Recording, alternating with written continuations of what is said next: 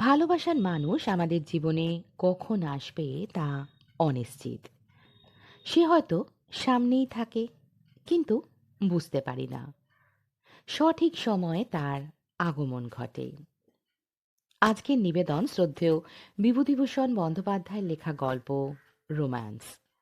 গল্প পাঠে আমি হৈমন্তী। শুনতে থাকুন আজকের গল্প।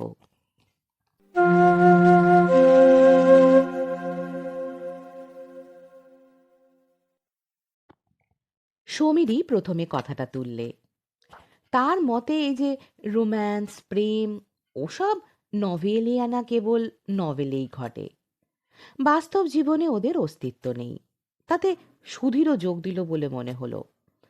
ক্রমে ক্রমে বাকি সবার সমীরের মতেই মত ছিল। তারপর ক্লাবের বেয়ারা চা দিয়ে গেল। চা খেতে খেতে আমাদের গল্পের ধারা শীঘ্রই এসে টেনিসে পৌঁছলো অন্য সব দিনের মতো। ঘরের কোণে ব্রিজ টেবিলের আড়ালে রমেনবাবু এতক্ষণ আলোয়ান মুড়ি দিয়ে আরাম কেদারায় টান হয়ে শুয়েছিলেন। এতক্ষণ পর্যন্ত কোনো তর্কেই তিনি যোগ দেননি, বিশেষ কোনো কথাও বলেননি। চায়ের এক চুমুক খেয়েই একটু তাজা হয়ে নিয়ে বললেন, দেখো, তোমরা এতক্ষণ বকে যাচ্ছিলে, আমি শুনছিলাম। কথা কইনি বটে, কিন্তু যখন কথাটা উঠেছে তখন বলি শোনো। রোম্যান্স আছে, এবং খুবই আছে। জীবনটাই তো একটা প্রকাণ্ড রোম্যান্সে। সে চোখে দেখে কজন, দেখবার চোখই বা আছে কজনের। আচ্ছা, আহ, চাটা জুড়িয়ে যাচ্ছে, এসো খেয়ে নেওয়া যাক। শোনো, তারপর বলি।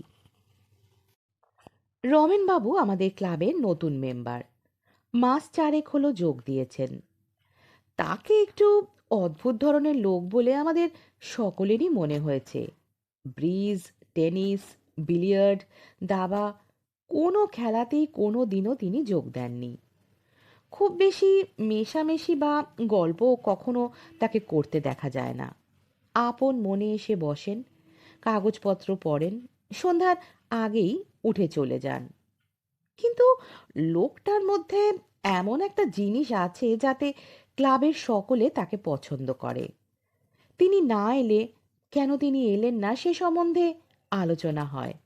এবং আরেকটা জিনিস, যা আদৌ ক্ষুদ্র ব্যক্তিত্বের পরিচায়ক নয়, সেটা এই যে তিনি উঠে চলে গেলে তার পেছনে তার সম্বন্ধে মন্দ কথা কেউ কোনো দিনও বলতো না। ইতিমধ্যে চা খাওয়া শেষ হয়ে গেছিল। রমেনবাবু চা পান শেষ করে রুমালে মুখ মুছে গল্প শুরু করলেন। বছর কয়েক আগে আমি তখন একটা স্বদেশী ব্যাংকে শেয়ার বিক্রি ও প্রচারের কার্যে ঢাকা যাই। সেই প্রথম ও অঞ্চলে যাওয়া। সময়টা শীতের শেষ হলেও কলকাতার ধারণায় আমি শীতের কাপড় সঙ্গে নিয়ে যাইনি বলে এক দফা পদ্মা স্টিমারে, তারপর ট্রেনে শীতে হি হি করে কাঁপতে কাঁপতে রাত 9:30-10টার সময় গিয়ে ঢাকায় পৌঁছলাম। আমাদের ব্যাংকের একজন ডিরেক্টর ঢাকা শহরের এক ভদ্রলোকের নামে একখানা পরিচয়পত্র দিয়েছিলেন। তিনি শহরের একজন বড় উকিল। নাম এখানে করবার আবশ্যক নেই। তারই বাসায় গিয়ে উঠব, এরকম কথা ছিল। আমি যখন সে বাড়ি গিয়ে পৌঁছলাম তখন রাত 10:30টার কম নয়। বেশ জ্যোৎস্না রাত। কম্পাউন্ডের বাঁ ধারে ফুলবাগান। জাফরিতে মাধবীলতা এঁকে বেঁকে উঠেছে। আলো আধারে পাতার আড়ালে বড় বড় ব্ল্যাক প্রিন্স গোলাপ ফুটে রয়েছে। এসব গাড়িতে বসেই কৌতূহলের সঙ্গে চেয়ে চেয়ে দেখছিলাম। গাড়ি থামতেই একজন হিন্দুস্থানি দারোয়ান রুটি সেকা ফেলে গাড়ির কাছে এসে সেলাম করে দাঁড়ালো। তাকে জিজ্ঞাসা করে জানলাম উকিলবাবু কি কাজে কুমিল্লাতে গেছেন। আজ 3-4 দিন বাড়ি ছাড়া। কবে আসবেন তার ঠিক নেই। কোচম্যানকে গাড়ি ফেরাতে বলেছি। ডাক বাংলোতেই অগত্যা উঠব। একটা ছেলে বাড়ির মধ্যে থেকে বার হয়ে এলো। সঙ্গে সঙ্গে সেই দারোয়ানটিও এলো। সে যে ইতিমধ্যে কখন বাড়ির মধ্যে ঢুকেছিল আমি লক্ষ্য করিনি। ছেলেটি বললে, "উম, বাবা কাল সকালেই আসবেন। আপনি আহ, যাবেন না, শুনলে বাবা দুঃখ করবেন। রামদিন, বাবুর জিনিসপত্র নামিয়ে নাও। সুতরাং রয়ে গেলাম। আহার ও শয়নের ব্যবস্থা সুন্দর হলো। সারাদিনের পরিশ্রমে শীঘ্রই ঘুমিয়ে পড়লাম। পরদিন সকালে উঠে বাইরের বারান্দাতে বসে কাগজ পড়ছি। গৃহস্বামীর গাড়ি সদর গেট দিয়ে কম্পাউন্ডের মধ্যে ঢুকল। আজ সকালে ট্রেনেই উকিলবাবুর আসবার কথা ছিল, তাই তার গাড়ি স্টেশনে গিয়েছিল তাকে আনতে। গৃহস্বামী গাড়ি থেকে আমায় দেখে নেমে আমার পরিচয় জেনে খুব খুশি হলেন। নানাভাবে আপ্যায়িত করলেন। রাত্রে কোনো কষ্ট হয়েছে কিনা সে কথা অন্তত 10 বার এমনভাবে জিজ্ঞাসা করলেন যে মনে হলো রাত্রে কষ্ট হয়নি বললে তাকে হতাশ করা হবে। একদিনের মধ্যে আমি যেন বাড়ির লোক হয়ে পড়লাম সে বাড়িতে। রাত্রে আমার আহারের স্থান হলো বাড়ির মধ্যের দাওয়ায়। পরদিন সকালে আমার বাইরের ঘরে একটি 12-13 বছরের সুন্দরী মেয়ে চা ও খাবার নিয়ে এলো। বেশ ডাগর ডাগর চোখ, কালো চুলের রাশ পিঠের ওপর পড়েছে। মুখ দেখে বুদ্ধিমতী মনে হয়। চা ও খাবারের পাত্রটা টেবিলের ওপর রেখে সে চলে যাচ্ছিল। আমি তাকে জিজ্ঞাসা করলাম, "আহ, তুমি খুকি এ বাড়িরই না? আহ, নাম কি তোমার?" সে হেসে বললে, "বিনা।" তারপরই সে চলে গেল। পরের দিন সকালে সেই মেয়েটি আবার চা নিয়ে এলো। এদিন সে অত শীঘ্র চলে গেল না। তাকে জিজ্ঞাসা করলাম, "তুমি বুঝি স্কুলে পড়ো, না?" সে বললে, "আমি মিডফোর্ড গার্লস স্কুলে পড়ি।" "কোন ক্লাসে পড়ো?"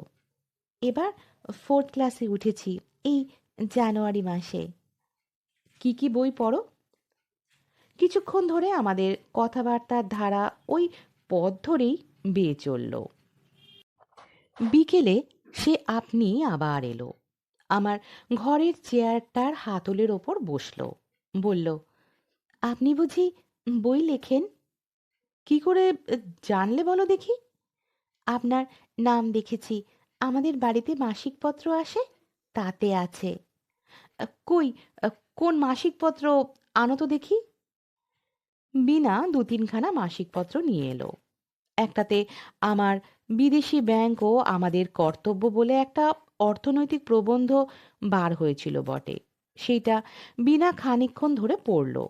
তারপর সেটা মুড়ে রেখে এ গল্প ও গল্প করতে লাগলো। আমি মুখে মুখে ট্রান্সলেশন জিজ্ঞাসা করলাম। সবগুলোর উত্তর দিলে। ঢাকা মিউজিয়াম দেখতে যাওয়ার ইচ্ছে ছিল বিকেলটায়, কিন্তু বিনা অনেকক্ষণ ধরে ঘরে বসে রইল। মিউজিয়াম দেখতে না যাওয়া হলেও কোনো ক্ষতি অনুভব করলাম না।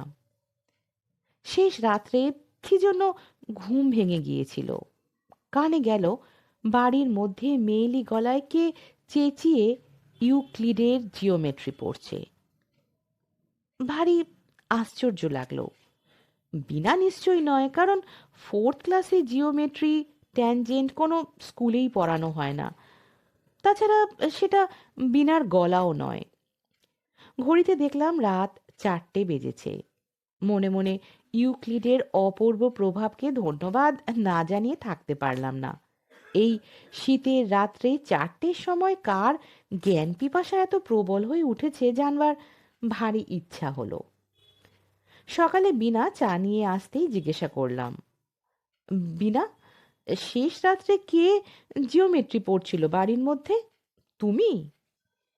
বিনা হেসে বললে, "আমি না, ও দিদি। এবার ম্যাট্রিক দেবে। এই সামনের বুধবার থেকে এক্সামিন বসবে কি না?" আমি বললাম, "কই, তোমার দিদি ম্যাট্রিক দিচ্ছেন সে কথা তো শুনিনি। স্কুলের গাড়িতে তো তুমি একলা যাও দেখেছি।" বিনা হেসে গড়িয়ে পড়ে আর কি। বললে, "বারে, বেশ লোক তো আপনি। দিদি তো অ্যালাউ হয়ে বাড়ি বসে পড়ছে। ও বুঝি আমার সঙ্গে রোজ রোজ স্কুলের গাড়িতে পড়তে যাবে?" কথাটা বিনা ঠিকই বলেছে। তার হাসিটা নিতান্ত অসঙ্গত নয়। সেদিন বিকেলে স্কুলের গাড়িটা যখন এসে লাগলো তখন আমি রোয়াকে পায়চারি করছিলাম। বিনাকে নামতে দেখলাম না, কিন্তু আরেকটি মেয়ে নামলো। বয়স 15-16 হবে। অপূর্ব সুন্দরী। লাল পাড় সিল্কের জ্যাকেটের বাইরে নিটোল শুভ্র বাহু দুটি যেন হাতির দাঁতে কুদে তৈরি। একবার আমার দিকে চোখ ফিরিয়ে চেয়ে দেখে শান্ত গতিতে বাড়ির মধ্যে ঢুকল। সন্ধ্যার একটু আগে বিনা এসে বললে, চা এখন আনবো না বেরিয়ে এসে খাবেন? পরে একটু থেমে বললে, দিদিকে আজ দেখেছেন না? আমি তখনও ঠিক করতে পারিনি যে স্কুলের গাড়ির সেই মেয়েটি বিনার দিদি। পূর্বেই বলেছি, বিনা ভারী বুদ্ধিমতী মেয়ে। সে আমার মুখ দেখে ব্যাপার বুঝে নিয়ে বললে, আজ বিকেলে স্কুলের গাড়ি থেকে যে নামলো তখন ওই তো দিদি। আমি তো স্কুলে যাইনি, দিদি রিসিট আনতে স্কুলে গেছিল ও বেলা। পরে সে বললে, দিদি আমাকে জিজ্ঞেস করছিল, বাইরের ঘরের ও ভদ্রলোকটি কে রে? মনে মনে অভিমানে বড় ঘা লাগলো। বড় মানুষের মেয়ে বটে, সুন্দরীও বটে, কিন্তু আজ 6-7 দিন যে আমি তার বাপের বৈঠকখানার একখানা চেয়ার টেবিলের মতো বাইরের ঘরের এক কোণে পড়ে আছি, এতদিনের মধ্যে এ হতভাগ্যের সম্বন্ধে সে সংবাদটুকু কি তার কর্ণগোচর হয়নি? দিন 2 কেটে গেল। এই কয়দিনে আমার নিজের কাজে ব্যস্ত হয়ে যথেষ্ট ঘোরাঘুরি করলাম, তাতে ঠিক সময় স্নানাহার হয়ে উঠত না কোনোদিনও। সুতরাং বিনার সঙ্গে দেখা হবার সময় হতো না। তৃতীয় দিন সকালে বার হয়ে সন্ধ্যার কিছু আগে ফিরে এলাম। বারান্দাতে বসে একটু বিশ্রাম করছি। অপ্রত্যাশিতভাবে বিনা ঘরে ঢুকে হাসি মুখে বললে, ঠাকুর দুবার, তারপর আমি দুবার আপনাকে ডাকতে এসে ফিরে গিয়েছি। আপনার খিদে তেষ্টা কিছুই পায় না। কোথায় ছিলেন সারাটা দিন? আমি কৈফিয়ত দেবার আগেই সে আবার বলে উঠল, মুখ হাত ধুয়ে ফেলুন, আপনার চা নিয়ে আসি। বাবা এখনো কাছারি থেকে ফেরেননি, গরম জল চড়ানোই আছে। অল্প পরেই সে চা নিয়ে এসে অভ্যস্তভাবে সামনের চেয়ারের হাতলের ওপর বসে অনর্গল বকে যেতে লাগলো। সব কথার উত্তর পাওয়ার প্রত্যাশা সে রাখে না, আপনা আপনি বেশ বলে যেতে পারে। বললে, ভারী মজা হয়েছে। আমি আপনার একটা লেখা দিদিকে দেখিয়ে বললুম, পড়ে দেখ তো। দিদি পড়তে গিয়ে বুঝতে পারে না, দাঁড়ান সেখানে আনি। আমার উত্তরের অপেক্ষা না করেই সে বাড়ির মধ্যে চলে গেল। কিন্তু সেদিন আর সে বাইরের ঘরে দেখা দিলে না। বিনার খামখেয়ালির ধরন আমার জানা হয়ে গিয়েছিল, কাজেই এতে আমি কিছু মাত্র আশ্চর্য হলাম না। পরদিন সকালে সে এলো, হাতে একখানা বঙ্গবন্ধু। আমায় দেখিয়ে বললে, এই নিন, দিন দিকি বুঝিয়ে। লাল পেন্সিলে দিদি দাগ দিয়ে দিয়েছে জায়গাগুলো। সেই মাসের বঙ্গবন্ধুতে আমার যৌথ ব্যাংক ও মধ্যবিত্তের কর্তব্য বলে প্রবন্ধটা বেরিয়েছিল। হাতে নিয়ে মনে মনে ভাবলাম, যদি ম্যাট্রিক ক্লাসের একটি মেয়েকেও তাক লাগিয়ে না দিতে পারলাম, তবে অনবরত দিন 15 ধরে ইম্পেরিয়াল লাইব্রেরি যাতায়াত করে এবং নানা ইয়ারবুক নাড়াচাড়া করবার সার্থকতা আর কি হলো। বিনা বিকেলবেলা একখানা খাতা হাতে নিয়ে এসে বললে, চাটা খেয়ে নিয়ে দিদির ট্রান্সলেশনটা হয়েছে কিনা দেখে দিন তো। দিদি বললে আপনাকে দেখাতে। সেটা হাতে নিয়ে দেখলাম। বেশ গোটা গোটা মুক্তোর ছাঁদের লেখাটা বটে, কিন্তু ট্রান্সলেশনটা বিশেষ উঁচু দরের নয়। কাজেই যখন বিনা বলল, ধরুন 20 নাম্বার আছে, কত নাম্বার দেবেন আপনি? তখন একটু আমতা আমতা করে বললাম, নম্বর? তা এই ধরো, অবশ্যই বাংলাটা খুব শক্ত, তা ধরো এই 4 কি 5 দিতে পারি। মোটে? তবেই হয়েছে। দিদি তাহলে এবার ইংরেজিতে ফেল, ফেলতু, ফেলু। কথাটা শেষ করেই সে মুখে হাতখানা চাপা দিয়ে খিলখিল করে হেসে উঠল। আমি একটু অপ্রতিভ হয়ে বললাম, না না, ফেল কেন হবেন? আরেকটা সোজা দেখে করলেই এটা বেজায় শক্ত কি না? বিকেলে এসে বিনা বললে, দিদি বলে দিলে আপনাকে রোজ রোজ তার ট্রান্সলেশন দেখে দিতে হবে। পারবেন তো? খুব খুব, নিয়ে এসো না কাল থেকে। কেন দেখে দেব না? সেদিন থেকে আমার কাজ হলো রোজ রোজ এক রাশ করে ইংরেজি ও বানানের ভুল সংশোধন করা। বেশ হাতের লেখাটি কিন্তু। খাতার শেষে গোটা গোটা ছাদে আমার নেপথ্যবর্তিনী ছাত্রীটির নাম লেখা থাকে, প্রতিমা দেবী। কয়েকদিন খুব গুমোটের পর বৈকালের দিকে সেদিন খুব বৃষ্টি হলো। উকিলবাবুর বাড়ির সামনে একটা বটগাছে নতুন পাতা গজিয়েছে। বারান্দাটাতে বসে সেদিকে চেয়ে আমি আমার দেশের বাড়ির কথা ভাবছিলাম। কতদিন যায়নি। কাজের খাতিরে বিদেশে বিদেশে বেড়াতে হয়। তবুও যখন নববর্ষা নামে, বৃষ্টি সজল বাতাসে এখান থেকে ৩০০ মাইল দূরের সে গ্রামখানির ভিজে মাটির গন্ধ যেন ভাসিয়ে আনে। মনে হয় আমার ছোট ভাই অন্তু হয়তো এতক্ষণে আমাদের উঠোনের বৃষ্টির জলে কাগজের নৌকা ভাসিয়ে খেলা করছে। গোসাই কাকাদের বৈঠকখানাতে এতক্ষণ তাদের মজলিস বসেছে। তখন মন খারাপ হয়ে যায়। ইচ্ছা হয় চাকরি বাকরি ছেড়ে দিয়ে বাড়ি গিয়ে উঠি। উকিলবাবু কয়েকদিন রক্তাধিক্যের অসুখ হওয়ায় বাড়ির মধ্যেই ছিলেন, কাছারিও যাননি। তিনি ঝড় বৃষ্টি থামবার পরে বারান্দাতে এসে আমার পাশে একটা আরাম কেদারায় বসে নানা গল্প করতে লাগলেন। বেশ অমায়িক স্বভাবের ভদ্রলোকটি। বললেন, কদিন আপনার খোঁজ খবর নিতে পারিনি। কোনো অসুবিধা হয়নি তো আপনার? হ্যাঁ, দেখুন, বিনা বলছিল আপনি এই প্রতিমার ট্রান্সলেশন রোজ দেখে দেন। কিরকম বুঝছেন? পাস টাস করবে? ইংরেজিটা তেমন জানে না। যদি কিছু মনে না করেন, তবে আপনাকে একটু অনুরোধ করি, মেয়েটাকে একটু করে দেখবেন আপনার সময় মতো। শুধু ইংরেজিটা দেখে দিলেই হবে। ওর মাস্টার ছিল, হঠাৎ মা মারা যাওয়াতে বেচারি জানুয়ারি মাসে বাড়ি চলে গেল, আর এলো না।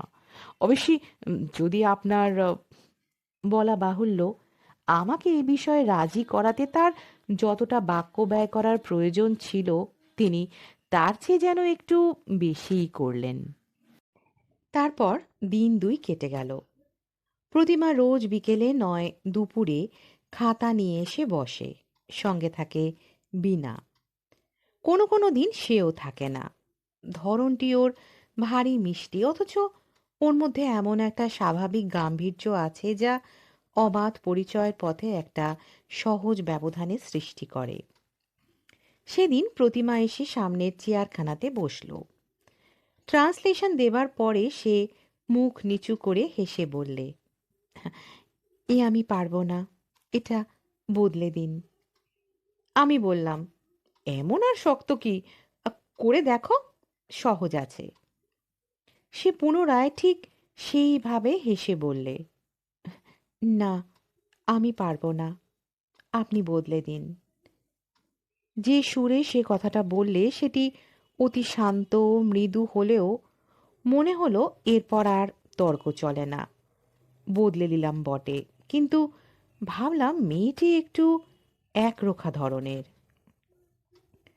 পড়াশোনা শেষ করেই প্রতিমা খাতাপত্র উঠিয়ে নিয়ে চলে গেল। একটু পরে বিকেলের দিকে আবার খুব ঝড় বৃষ্টি নামলো। এই অবস্থায় বাইরে বেড়াতে যাওয়া উচিত হবে না বুঝে চুপ করে বারান্দায় আরাম কেদারাতে বসে আছি। পেছনে দোর খোলার শব্দ হলো। যে দেখি আগে বিনা, পেছনে প্রতিমা ঘরে ঢুকছে। প্রতিমার আগমন অনেকটা অপ্রত্যাশিত, কারণ এক পড়াশোনার সময়টি ছাড়া প্রতিমা অন্য কোনো সময় আমার এখানে আসেনি কখনো। বিনা ঘরে ঢুকেই বললে, কেমন বৃষ্টি নেমেছে মাস্টার মশাই? এসো এসো, ভিজতে ভিজতে এলে যে। দিদি বললে আপনি একলাটি বসে আছেন, তাই চল গিয়ে গল্প। প্রতিমা তার দিকে ভ্রুকুটি করে বললে, আমি? পূর্বে ও কথাটা মনে হয়েছে, এখনো মনে হলো। প্রতিমা যে সুন্দরী, তার ব্লাউজের হাতার লাল সিল্কের পাড়ের সঙ্গে সুন্দর খাপ খাওয়া শুভ্র বাহু দুটির নিটোল গঠনের দিকে চেয়ে এ কথা মনে মনে অস্বীকার করতে পারলাম না। কিন্তু সকলের চেয়ে অদ্ভুত তার দুটি চোখ ও ভুরু দুটির একটা বিশেষ ভঙ্গি। সেটা কি তা আহ, ঠিক মুখে বোঝানো যায় না, অথচ যে ধরনের সৌন্দর্যে মনের মধ্যে একটা অব্যক্ত অভাবের বেদনা সৃষ্টি করে, ওর মুখের সৌন্দর্যটা ঠিক সেই ধরনের। প্রতিমা বললে, একলা বসে থাকতে আপনার খুব ভালো লাগে না? বসে বসে লেখেন বুঝি? ওহ, কি শক্ত লেখাই লিখেছেন! আচ্ছা, অত পার্সেন্টেজ, গ্রাফ, সেন্সাস রিপোর্ট কোথায় পেলেন? সব বুঝি আপনার মুখস্থ? মুখস্থ কি আর থাকে? ওসব লাইব্রেরিতে গিয়ে বই দেখে লেখা। অত মুখস্থ থাকলে একটা সচল ইয়ারবুক হয়ে উঠব যে। আচ্ছা, আপনার দেশ কোথায়? অনেক দূর, বর্ধমান জেলায়। তোমার জিওগ্রাফি আছে ম্যাট্রিকে? প্রতিমা মৃদু হেসে বললে, জিওগ্রাফি না থাকলেও বর্ধমান জেলা জানি। বিনা বললে, আমাদের ক্লাসে এই জিওগ্রাফিতে বর্ধমান জেলার কথা আছে। আচ্ছা, আপনাদের দেশে খুব ধান হয় আর খুব কয়লার খনি আছে না মাস্টারমশাই? কয়লার খনি নেই এমন নয়, তবে একটু পশ্চিম ঘেঁষে। প্রতিমা বললে, কয়লার খনি দেখেছেন আপনি? আচ্ছা, ও কি করে হয়? কয়লার খনির উৎপত্তির কথা এসে পড়াতে স্বভাবতই অনেক কথা মনে পড়ল।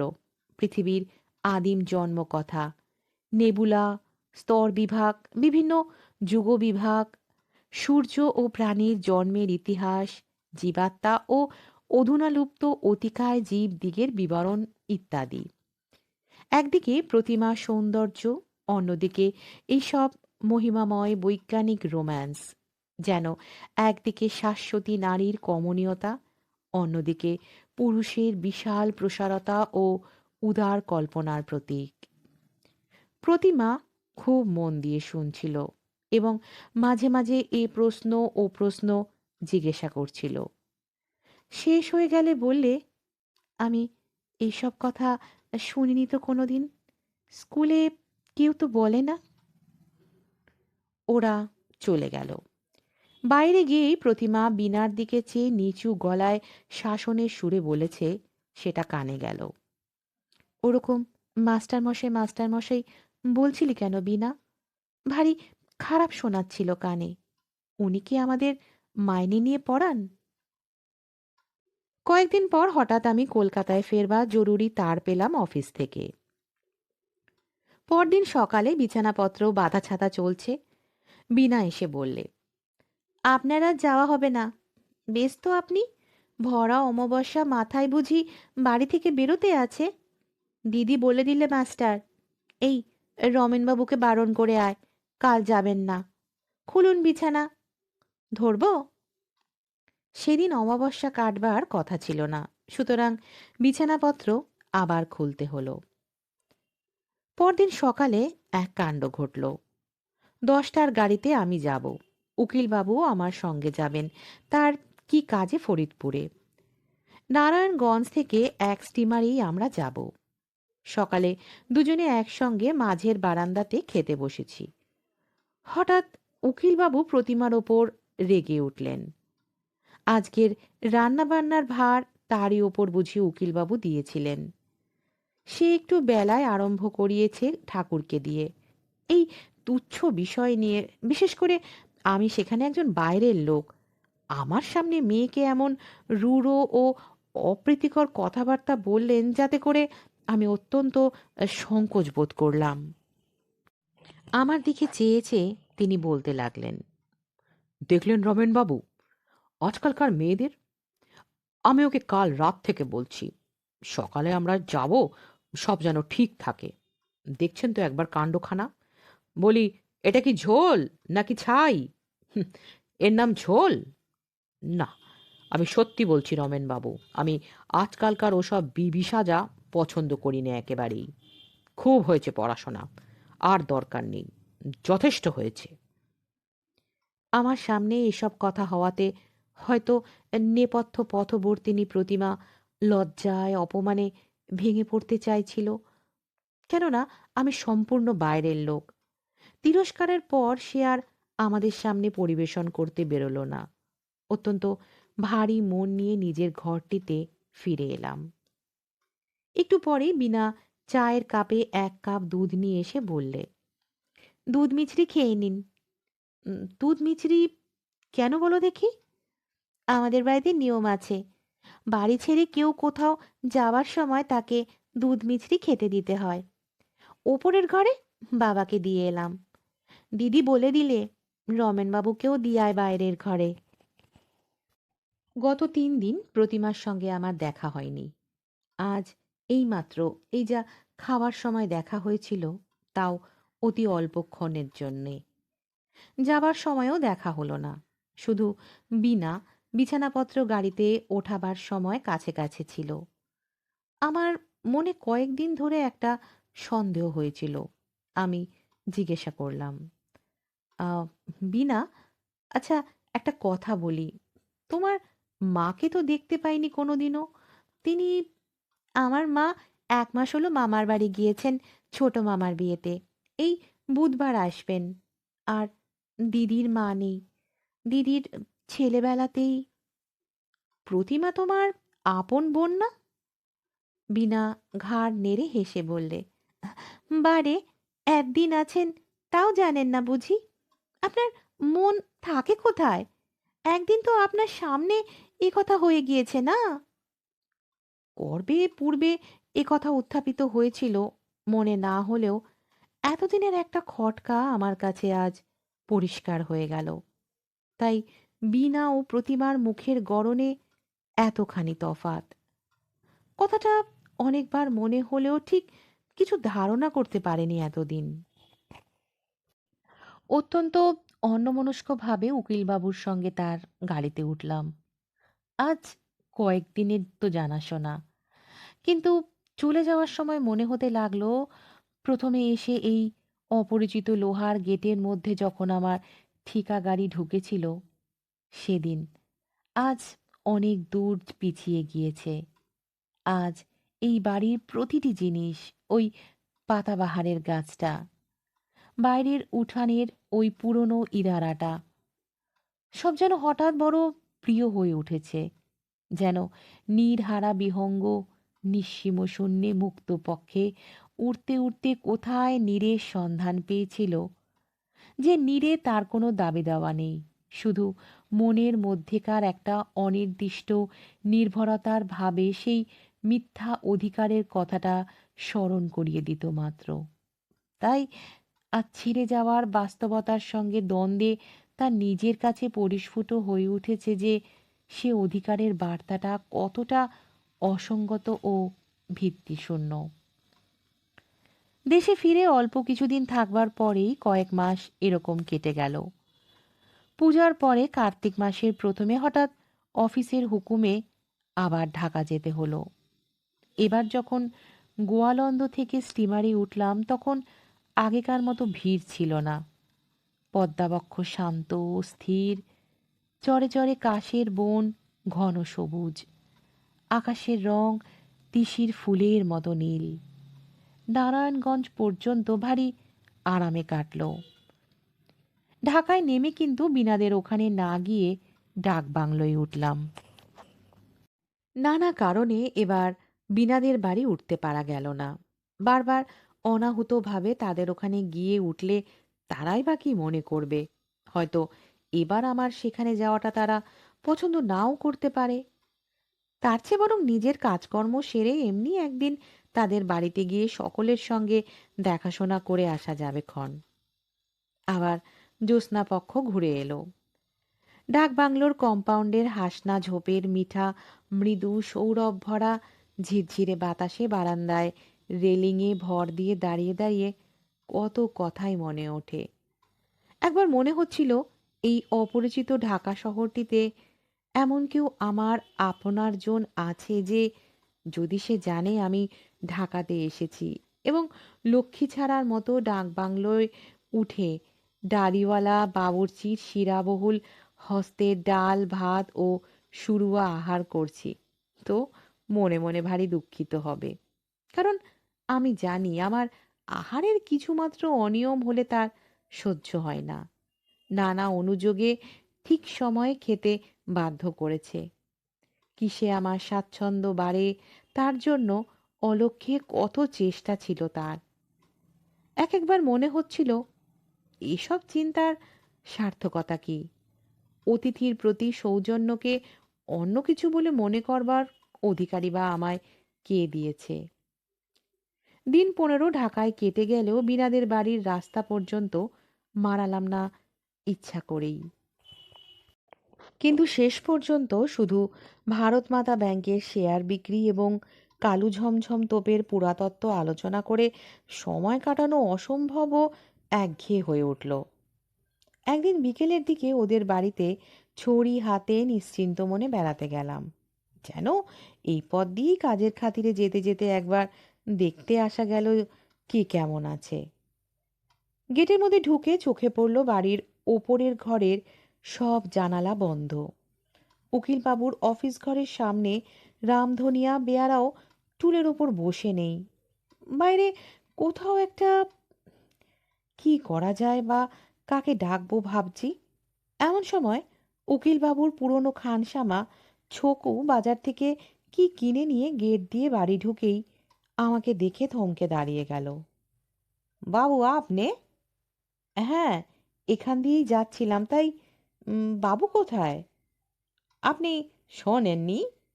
জানেন না কিছু? পরে সে একে একে যা বলে গেল তা সংক্ষেপে এই যে গত ভাদ্র মাসে উকিলবাবু রক্তাধিক্য রোগে হঠাৎ হার্ট ফেল করে মারা যান। তার উপর বিপদ, বড় দিদিমণি পরীক্ষায় ফেল হন এবং তারপরই তার মাথা খারাপ হয়ে গিয়েছে। তিনি আছেন তার মামার বাড়ি। বিনাকে নিয়ে তার মা নিজের বাপের বাড়ি চলে গিয়েছেন এবং সেইখানেই আছেন। বর্তমানে এ বাড়িতে রঘু মিশির দারোয়ান আর সে ছাড়া কেউ থাকে না। অন্য চাকর বাকরের জবাব হয়ে গিয়েছে। ডাক বাংলোয় ফিরে সেদিন কোনো কাজে মন গেল না। প্রতিমার কথা ভেবে আমার মন করুণায় পূর্ণ হয়ে গেল। ডাক বাংলোর নির্জন বারান্দার অন্ধকারটাও যেন অশ্রু সজল হয়ে উঠল ওর নানা ছোট খাটো কথাবার্তার স্মৃতিতে। পরদিন সকালে আমি হঠাৎ আবিষ্কার করলাম যে ব্যাংকে শেয়ার বিক্রির কাজটা যে পরিমাণে হওয়া উচিত ছিল তা হয়নি। সকাল সন্ধ্যায় সব সময় মহা উৎসাহে ঘুরে ঘুরে অফিসের কাজ করে বেড়াই আর কলকাতার অফিসে বড় বড় রিপোর্ট পাঠাই। দিন পাঁচেক পরে সেদিন সকালে স্নান করে বসে খবরের কাগজ পড়ছি। এমন সময় ডাক বাংলোর বেয়ারা বললে, आपको पास एक आदमी आने मांगता है। একটু পরেই দেখি উকিলবাবুর বাসার ছকু খানসামা বেয়ারার সঙ্গে ঘরে ঢুকছে। আমি আগ্রহের সুরে বললাম, কি মনে করে? ছকু বললে, পরশু দিদিমণি বাড়ি এসেছেন মার সঙ্গে। আপনি বাসায় গিয়েছিলেন শুনে আমায় বলে দিলেন ডাক বাংলোয় গিয়ে দেখে আয় তিনি আছেন কি না। থাকলে আমাদের বাড়ি অবশ্যই করে একবার আসতে বলে আয় আমার নাম করে। আজই বিকেলে যেতে বলে দিয়েছেন। আমি তাকে বলে দিলাম অফিসের কাজ সেরে বিকেলের দিকে আমি নিশ্চয়ই যাব। বিকেলে যখন বিনাদের বাড়ি গেলাম তখন সন্ধ্যা হওয়ার খুব বেশি দেরি ছিল না। রাস্তার ধারে ধারে আলো দিয়েছে। মোড়ে মোড়ে ফিরিওয়ালা চাই গরম গরম বাখারখানি বলে হেঁকে যাচ্ছে। ওদের বাড়ি পৌঁছে বাড়ির মধ্যে খবর পাঠালাম। একটু পরে বিনা এসে পায়ের ধুলো নিয়ে প্রণাম করে মৃদু স্বরে জিজ্ঞাসা করলে, আপনার শরীর ভালো আছে? একরকম মন্দ নয়। তোমরা তোমাদের সব। বিনা চোখ দিয়ে ঝড় ঝড় করে জল ঝরে পড়ল। কথাটা জিজ্ঞাসা না করাই বোধহয় উচিত ছিল। সান্ত্বনা সূচক গোটা কতক মামুলি কথা বলে আনাড়ির মতো বসে রইলাম। কিন্তু ওই জন্যই আমি বিনাকে ভারী পছন্দ করি। এত অল্পক্ষণের মধ্যে সে নিজের দুর্বলতাটুকু সামলে নিলে যে তাকে আমি মনে মনে সাধারণ মেয়েদের চেয়ে উচ্চ আসনে স্থান না দিয়ে পারলাম না। চোখ মুছে নিয়ে বললে, আপনি এসে উঠেছেন কোথায়? ডাক বাংলোয়? আচ্ছা, এইবার তো আমরা এসেছি। জিনিসপত্র নিয়ে এখানে চলে আসুন কাল সকালেই। বিনা কথাটা এমন হুকুমের সুরে বললে যে হঠাৎ তার প্রতিবাদ করা সম্ভবপর নয়। অন্য কথা তুলে সেটা চাপা দেওয়ার জন্য নানা অনাবশ্যকীয় কথা ওঠালাম, যেন প্রধানত সেইগুলো জানবার আগ্রহেই আমি এতটা পথ হেঁটে এসেছি। শেষে বললাম, প্রতিমা কোথায়? এই প্রশ্নটা অনেকবার মুখে এলেও এতক্ষণের মধ্যে কি জানি কেন একবারও মুখ ফুটে জিজ্ঞাসা করে উঠতে পারিনি। বিনা বললে, দিদি এখনো সারেনি। বড় মামাবাবুর সঙ্গে করে চুনারে নিয়ে গেছেন সেইখানে। কেবল আপন মনে বসে বসে কি ভাবে, এছাড়া আর কোনো খারাপ লক্ষণ নেই।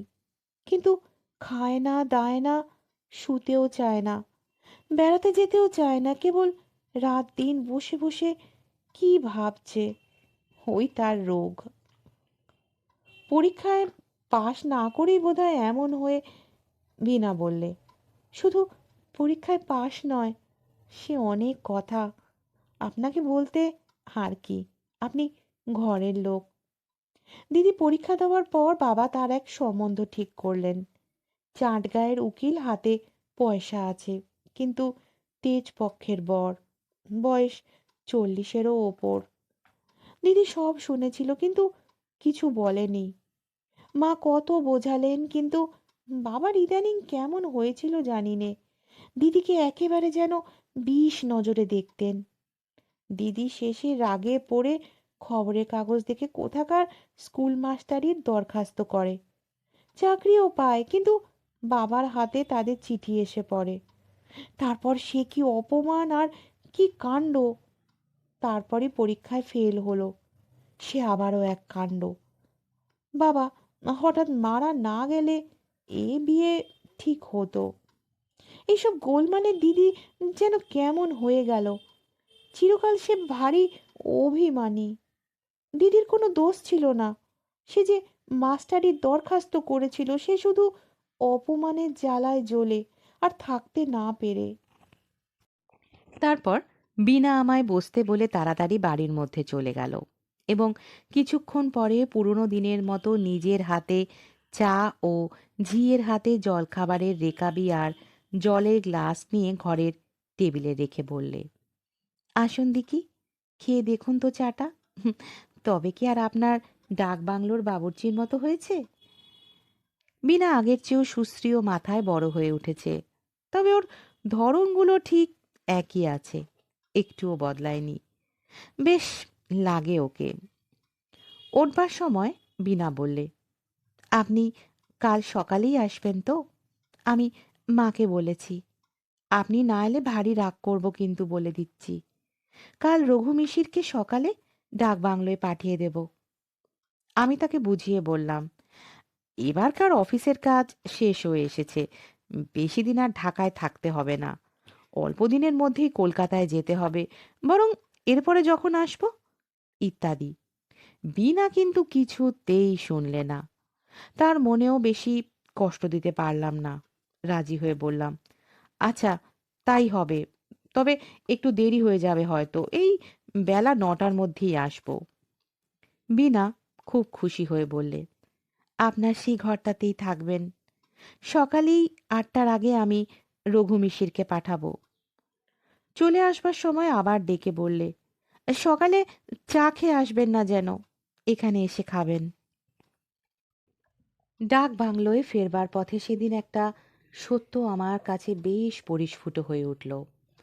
হঠাৎ বিনারা আমার বড় আপন হয়ে উঠেছে। এত অল্প দিনে যে উপকরণের গাঁথুনি পাকা ও শক্ত হয়ে ওঠে, ওদের দিক থেকে অন্তত তার কোনো কার্পণ্য তো ছিল না। মানুষের সঙ্গে মানুষের এরকম সহজ সম্পর্ক আদান প্রদান যে জীবনের কত বড় সম্পদ তা অনেক স্থলে আমরা বুঝি নে বলেই সকল সম্বন্ধকে ছোট করে দেখতে শিখি। মেয়েরা এটা কেমন সুন্দরভাবে পারে। ওদের চরিত্রগত সেবা প্রবৃত্তি ও মুগ্ধ মনের সৌন্দর্য জগৎকে যে কত দিক থেকে মঙ্গল ও কল্যাণে ভরে রেখেছে তার বাস্তবতা সেদিন নির্জন ডাকবাংলোর বারান্দাতে বসে মনে প্রাণে অনুভব করলাম। ডাকবাংলোয় ফিরে দেখি আমার এক পুরনো বন্ধু আমার জন্যে অপেক্ষা করছেন। তিনি ইন্স্যুরেন্সের দালাল, নারায়ণগঞ্জে কাজে এসেছেন এবং সেখানেই আছেন। তার নামে তার একটা মানি অর্ডার এসেছে, কিন্তু সেখানকার পোস্টমাস্টার তাকে চেনেন না। তাকে শনাক্ত করবার কেউ সেখানে নেই বলে টাকা দিচ্ছেন না। এদিকে তার হাতে এক পয়সা নেই। এখন কি করা যায়? খুব ভোরের ট্রেনে বন্ধুকে নিয়ে নারায়ণগঞ্জে রওনা হলাম। যাওয়ার সময় চৌকিদারকে বলে গেলাম কেউ এসে খোঁজ করলে বলবে যে জরুরি কাজে নারায়ণগঞ্জে চলে গিয়েছি, আজই ফিরব। নারায়ণগঞ্জে কাটল দিন দুই, মহা হাঙ্গামা। পোস্টমাস্টার আমাকেও চেনেন না, টাকাও কিছুতেই পাওয়া যায় না। দু একজন যাদের সঙ্গে পূর্বে পরিচয় ছিল তারা টাকা কড়ির হাঙ্গামা শুনে পিছিয়ে গেল। অনেক কষ্টে শেষে কাজ মিটল। ডাক বাংলো ফিরেই অফিসে চিঠি পেলাম বিশেষ দরকারে কুমিল্লা যেতে হবে। চিঠি এসে দুদিন পড়ে আছে, আগেই যাওয়া উচিত ছিল। বিলম্বে কার্যক্ষতি হওয়ার সম্ভাবনা। ডাকবাংলোর চাপরাশি বললে রঘুমিশির দিন দুই এসে ফিরে গিয়েছে। এদিকে ট্রেনের সময় সংক্ষেপ। ফেরবার পথেই বিনার সঙ্গে দেখা করা ঠিক করলাম। কুমিল্লা থেকে যেতে হলো চাঁদগাঁ, সেখান থেকে স্টিমারে বরিশাল, সেখান থেকে কলকাতা। তারপরই ফাল্গুন মাসে আমার ছোট বোনের বিবাহ উপলক্ষে 1 মাসের ছুটি নিয়ে বাড়ি।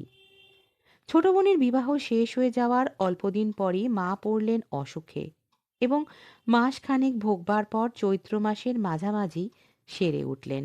কিন্তু চেঞ্জে যাওয়া দরকার হলো। অফিসে আরও 1 মাসের ছুটির দরখাস্ত করাতে তারা ছুটি তো দিলেই না, বরং লিখলে শীঘ্রই কাজে যোগ না দিলে অন্য লোক বহাল করবে। চাকরিতে ইস্তফা দিয়ে এক লম্বা পত্র লিখলাম সেখানে।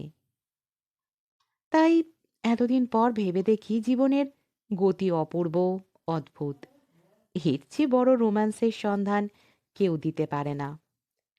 বিনাকে যখন বলে আসি পরদিন সকালে তার ওখানে যাব, এমনকি তার মন প্রফুল্ল রাখবার জন্যে তাকে কী সব বই পড়াবো তা পর্যন্ত ভাবতে ভাবতে এসেছিলাম, তখন কে জানতো বিনার সঙ্গে দেখা তো আর হবেই না।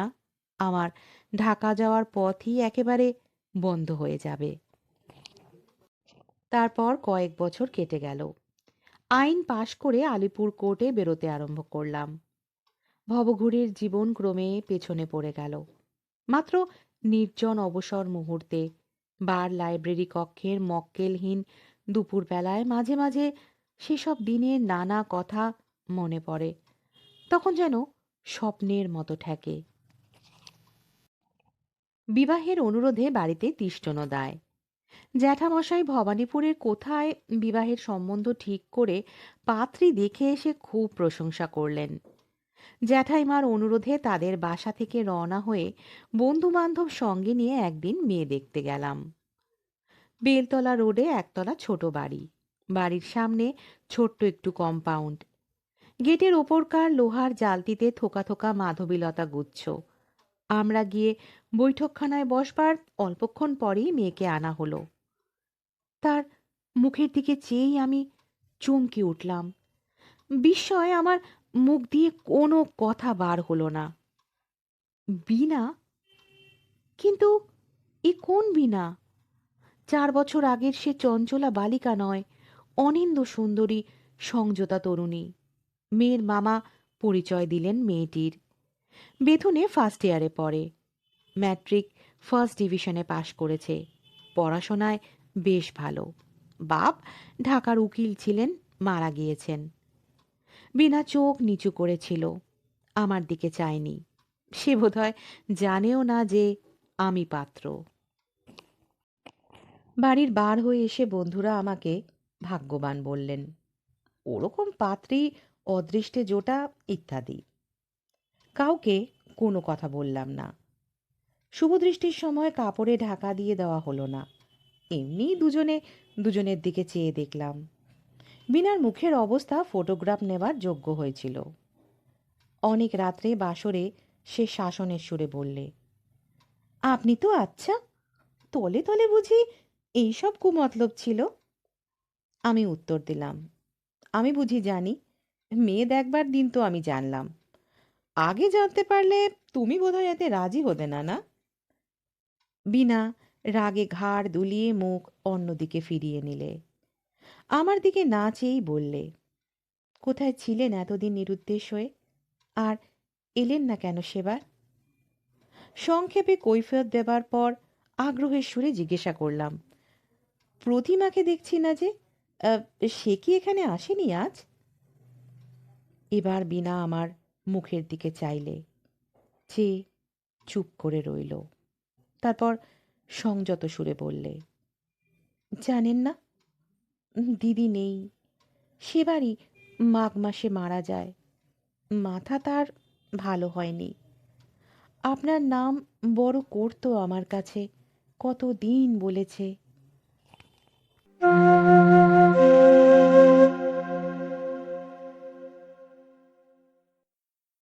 গল্প পাঠ আজকের মতো এখানেই শেষ হলো। গল্প পাঠ যদি আপনাদের ভালো লেগে থাকে তাহলে গল্পটিকে লাইক করবেন, আপনাদের আত্মীয় পরিজন বন্ধু বান্ধবের সাথে শেয়ার করবেন এবং আমার এই চ্যানেলটিকে সাবস্ক্রাইব করে পাশে থাকবেন।